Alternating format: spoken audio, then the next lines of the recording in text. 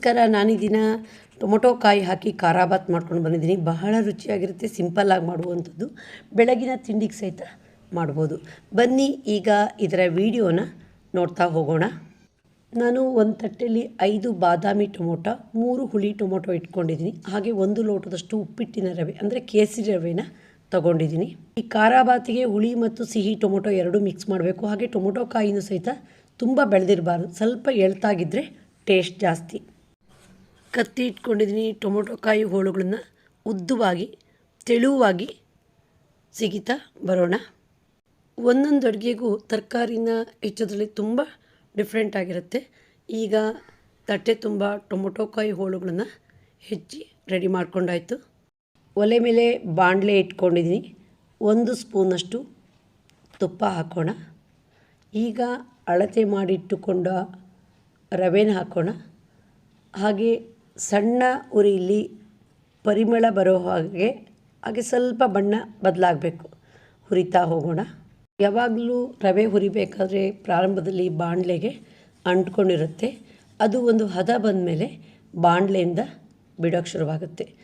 ಈಗ ರವೆ ಹುರಿಯುವ ಜೊತೆಗೆ ಕರಿಬೇವಿನ ಎಸಳನ್ನು ಹಾಕಿ ಸ್ವಲ್ಪ ಹುರಿತಾ ಬರೋಣ. ರವೆ ಪರಿಮಳ ಬಂದಾಯಿತು. ಹಾಗೆ ಗ್ಯಾಸ್ ಆಫ್ ಮಾಡೋಣ. ಒಂದು ಪಾತ್ರೆಗೆ ಹುರಿದಿರೋ ರವೆ ಹಾಕಾಯಿತು.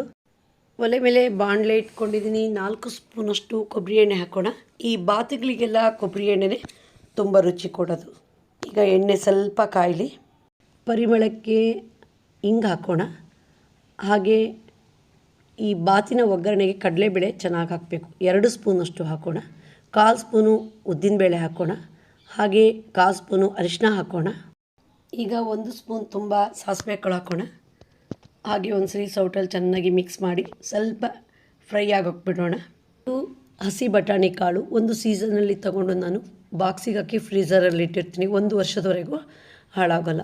ಈಗ 4 ಸ್ಪೂನಷ್ಟು ಬಟಾಣಿ ಕಾಳನ್ನು ಹಾಕಿ ಸ್ವಲ್ಪ ಒಗ್ಗರಣೆ ಜೊತೆ ಫ್ರೈ ಮಾಡೋಣ.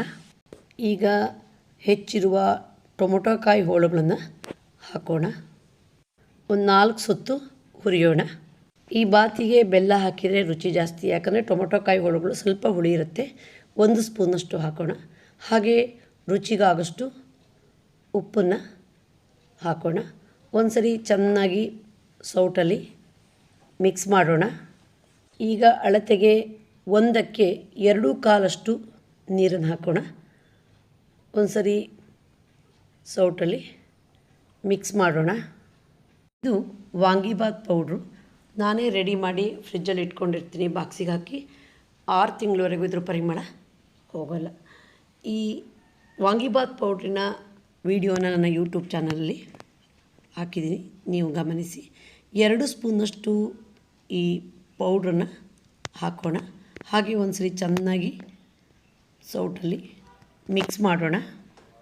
ಈಗ ಒಂದು ಪ್ಲೇಟನ್ನು ಮುಚ್ಚೋಣ. ನೀರು ಸ್ವಲ್ಪ ಚೆನ್ನಾಗಿ ಕುದಿ ಬರಲಿ. ಈಗ ಮುಚ್ಚಿದ ಪ್ಲೇಟನ್ನು ತೆಗೆಯೋಣ. ನೀರು ಈ ಹದದಲ್ಲಿ ಕುದಿ ಬರಬೇಕು. ಈಗ ಅಳತೆ ಮಾಡಿಕೊಂಡಿರೋ ರವೆನ ನಿಧಾನವಾಗಿ ಸುತ್ತು ಬರೆಸ್ತಾ ಹಾಕೋಣ. ಒಂದೇ ಸರಿ ರವೆನ ಹಾಕಿಬಿಟ್ರೆ ಅದು ಉಂಡೆ ಕೊಟ್ಕೊಂಡ್ಬಿಡುತ್ತೆ, ಚೆನ್ನಾಗಿ ಬೇಯೋದೇ ಇಲ್ಲ. ಈಗ ಒಂದು ಸರಿ ಸೌಟಲ್ಲಿ ಚೆನ್ನಾಗಿ ಮಿಕ್ಸ್ ಮಾಡೋಣ. ಉರಿ ಜೋರಾಗಿರಲಿ. ಹಾಗೆ ಒಂದು ಪ್ಲೇಟನ್ನು ಮುಚ್ಚೋಣ. ಈಗ ಮುಚ್ಚಿದ ಪ್ಲೇಟನ್ನು ತೆಗೆಯೋಣ.